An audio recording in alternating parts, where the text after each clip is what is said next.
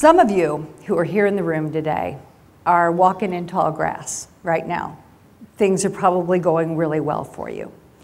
And some of you may have even thought twice about whether you even wanted to come this morning.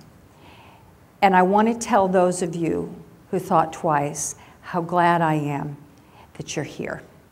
I was on the Outer Banks of North Carolina, and there was a riptide.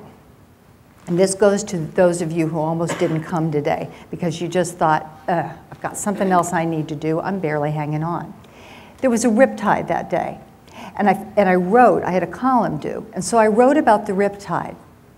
Here's the metaphor, because there's an emotional riptide sometimes too. Here's the metaphor.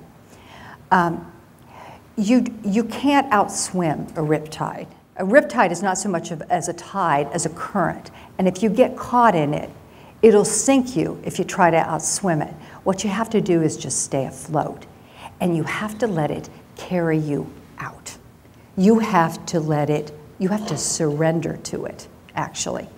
And it'll carry you out 100, 200 yards, and you have to just tread water and stay afloat and stay calm.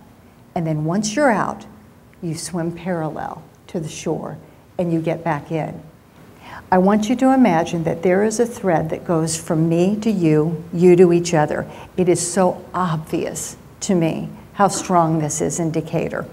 You are a community. And like Calcutta, Calcutta is everywhere if you have the eyes to see it. What do you have in common with Calcutta? You have people that come together in service and love. And that's what we saw in Calcutta. There was one shot there at Kalighat, her home for the dying, and I'll never forget, we got there with our little permission slip. And there was this little Indian nun, and I saw some of the people wearing masks. It was a stunning sight, actually, the wounds. And I said, do we need a mask? And she said, do you believe in God? And I said, yes. She said, you do not need a mask. And then I said, what if I'm pregnant? And she said, you take a mask. So I did. I'll leave you with part of a quote Mother Teresa said, the fruit of faith is love, the fruit of love is service, and the fruit of service is peace. Thank you for what you do and the way in which you do it.